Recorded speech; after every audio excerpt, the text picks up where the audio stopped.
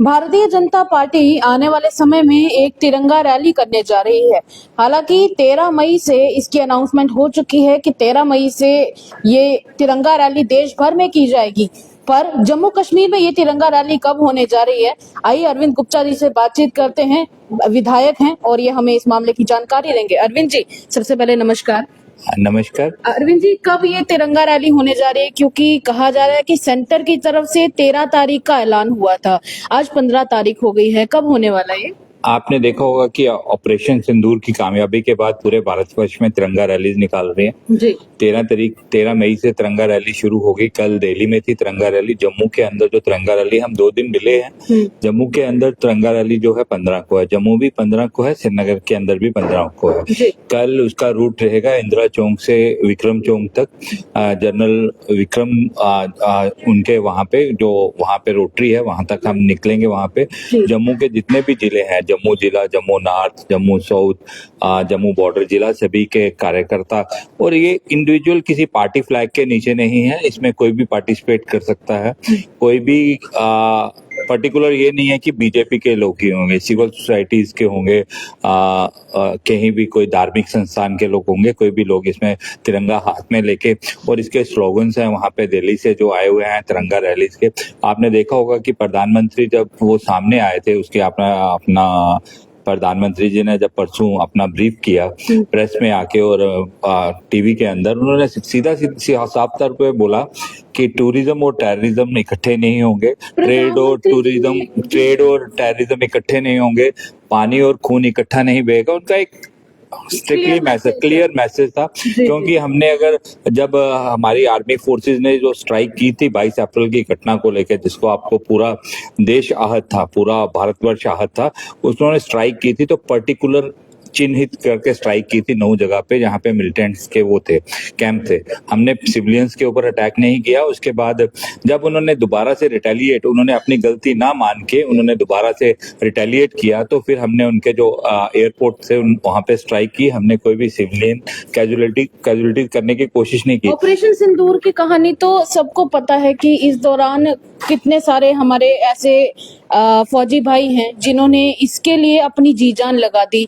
लोग अगर रात को सो रहे थे तो उन्हीं की वजह से सो रहे थे। और इस दौरान ये भी देखने को मिला कि कई सारे रिहायशी इलाकों को पाकिस्तान ने अपना निशाना बनाया, जिसमें ये भी देखा गया कि आप जहां पर रहते हैं रेहाड़ी में, वहां पे पास ही में शेलिंग हुई थी। और वो तो चलिए अच्छा है कि एयरफोर्स ने आसमान में ही जवाब दे दिया था, पर डेब्रिस गिरने की वजह से भी काफी नुकसान हुआ। किस नजर से देखते हैं? आपने देखा होगा कि पाकिस्तान जो अपनी नापाक हरकतों से कभी बाज नहीं आता। उसने 22 अप्रैल के बाद जो निर्दोष लोगों की हत्या करने के बाद उसने पुंछ के अंदर जो है शेलिंग जो है रेजिडेंशियल एरिया के अंदर की, और वहां पे काफी सारी कैजुअलिटीज हुई। उसके बाद उन्होंने लोगों में एक पैनिक क्रिएट करने का, अगर 22 तारीख को भी उन्होंने लोगों को नरसंहार किया और धर्म पूछ के लोगों को मारा, उनका एक नैरेटिव सेट करने का था। क्योंकि पिछले 4 बार में पाकिस्तान कभी भी डायरेक्टली जो हिंदुस्तान को हराने में कभी कामयाब नहीं हुआ। उन्होंने एक अलग से नैरेटिव सेट करने की कोशिश की 22 अप्रैल का, कि धर्म के नाम पे लोगों को मारा, लेकिन पूरे भारतवर्ष और जम्मू कश्मीर ने एकजुटता दिखाते हुए उसका सबूत दिया। ऐसा कुछ नहीं हुआ, लेकिन उन्होंने वो अपनी हरकतों से बाज नहीं आए। उन्होंने अब लोगों के अंदर शेलिंग करके लोगों में एक पैनिक क्रिएट करने की कोशिश की, लेकिन लोगों को अपनी आर्मी पे और अपनी देश का नेतृत्व जो प्रधानमंत्री के हाथ में है, उनको पूरा विश्वास था। आपने देखा होगा जो परसों जो शेल गिरा, अप्रोक्सीमेटली मेरे ऑफिस से कोई 50 या 60 मीटर दूर होगा, लेकिन उस घर के ऊपर तिरंगा लगा हुआ था और तिरंगा अपने पूरे तरीके से लहरा रहा था। उसके बाद लोगों ने, काफी सारे लोग मेरे से तिरंगा मांगने के लिए भी आए, लेकिन हाँ जी, प्रधानमंत्री नरेंद्र मोदी ये भी कहते हैं कि बेटी बचाओ बेटी पढ़ाओ, वुमेन एम्पावरमेंट की बहुत बात करते हैं। इस दौरान देखा गया कि सोफिया कुरैशी जैसी एक लेडी ने बड़ी एग्जाम्पल सेट करी है इस दौरान। ये देखकर कैसा लगता है कि महिलाओं ने इसका नेतृत्व किया है ऑपरेशन सिंदूर का? आपने वुमेन एम्पावरमेंट की बात जब प्रधानमंत्री जी करते हैं, उन्होंने इस बार जो ऑपरेशन सिंदूर में था उन्होंने बता भी दिया। मैं अभी भी यहाँ पे अपने एक बिटिया है उसको कांग्रेट्स करने आया हूँ। उसने 10th में 97 पॉइंट समथिंग मार्क्स स्कोर किए हैं। उनके पेरेंट्स को भी मैं कांग्रेट्स कहूंगा। वुमेन एम्पावरमेंट की बात तो बाकी लोग भी करते थे, लेकिन मोदी जी ने करके दिखाया नारी शक्ति की जो हम बात करते हैं, और हमें भरोसा है। आपने देखा होगा कि जितनी भी ऑपरेशन सिंदूर की ब्रीफिंग थी, हमारी विंग कमांडर और जो कुरैशी थी, मैडम कुरैशी, उन्होंने ब्रीफ किया पूरा। तो हमें अपने देश के नेतृत्व पर, अपनी मातृशक्ति पर, क्योंकि उनकी भी पार्टिसिपेशन उतनी है, क्योंकि बेल्ट फोर्सेस के अंदर और आप एयर डिफेंस के अंदर भी हमारी बहनें और हमारी मातृशक्ति है वहां पे। मोदी जी के नेतृत्व पे पूरे देश को भरोसा है, पूरी इंडिया आर्मी के साथ जो है पूरा भारत 140 करोड़ लोग खड़े हैं। हमें कोई चिंता करने की जरूरत नहीं है। अगर पाकिस्तान अगर कोई दोबारा से कोई नापाक हरकत करता है तो उससे का जवाब जो उसका है पुरजोर तरीके से उसको वहीं पे दिया एक बात जाए। लेकिन अरविंद जी बड़े ही दुख के साथ कहनी पड़ेगी कि एमपी के जो ट्राइबल मिनिस्टर हैं विजय शाह जी, उन्होंने सोफिया कुरैशी जो इतनी बड़ी एग्जाम्पल अभी बनी है, उनके ऊपर एक टैग लगाया है कि टेररिस्ट की बहन के जरिए ही हमने पाकिस्तान को उन्हीं की भाषा में जवाब दिया है। हालांकि बाद में उन्होंने उसके लिए माफी जरूर मांगी है, पर क्या आपको लगता है कि ऐसा बोलना सही था? एक ह्यूमनाइज्ड आपसे बयान मांग रही। देखो, जो आपने बाकी जो पॉलिटिकल पार्टीज हैं उनको सिर्फ क्वेश्चन करना और दूसरे अपनी बिटिया पे क्वेश्चन उठाना, ये तो गलत है।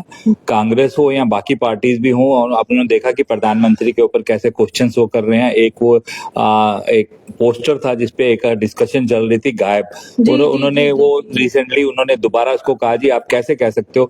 अगर उनकी मानसिकता है वो हम चेंज बदल नहीं सकते, उनको आदत है कि क्वेश्चन करना है। उन्होंने वो ये नहीं देख रहे कि जो भारत के प्रधानमंत्री ने जो किया है वो पूरे भारतवर्ष में नहीं पूरी दुनिया में एक एग्जाम्पल सेट की है कि वहां पे अपने घर से बैठ के बिल्कुल सटीक निशाना लगाया गया कि वहां पे जहाँ पे किसकी ह्यूमन जो है वो सारी चीजें ह्यूमैनिटेरियन ग्राउंड्स के अंदर की किसी की जान ना जाए, इस ऑपरेशन के अंदर उन्हीं लोगों को मारा जाए जो इसमें जो कसूरवार है।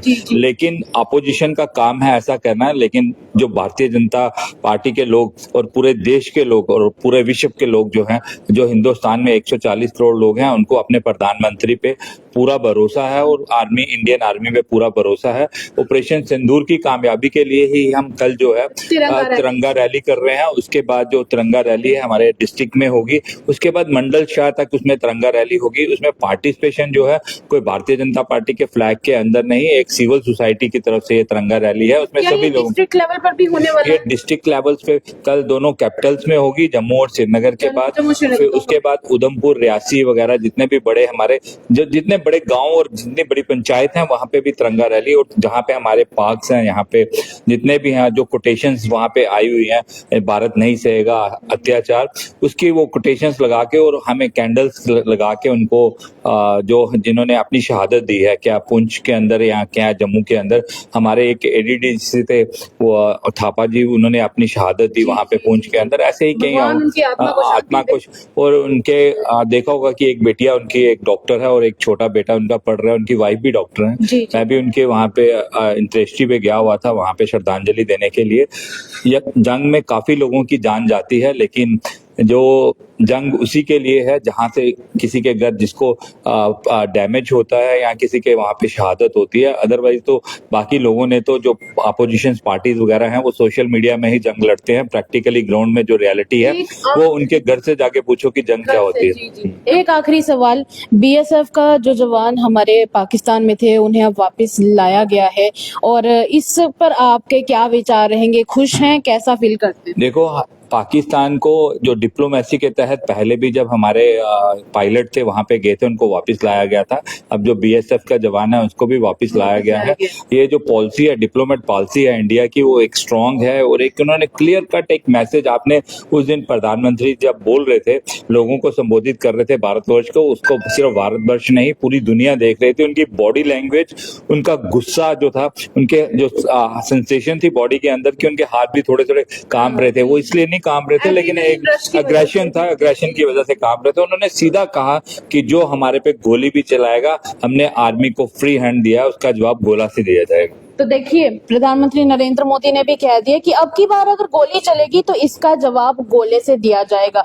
दूसरी तरफ ट्रंप जी को भी एक मैसेज दिया गया कि अब अगर बात होगी तो कश्मीर पर नहीं होगी, जब बात होगी तो पीओके पर होगी और टेररिज्म पर होगी। ये थे मेरे साथ अरविंद गुप्ता जी। चलिए, फिलहाल के लिए इतना ही। क्या सोचते हैं, क्या विचार रखते हैं, कमेंट बॉक्स में जरूर व्यक्त कीजिएगा। फिलहाल के लिए इतना ही। साक्षी सैनी के साथ सेवाराम की रिपोर्ट, जम्मू।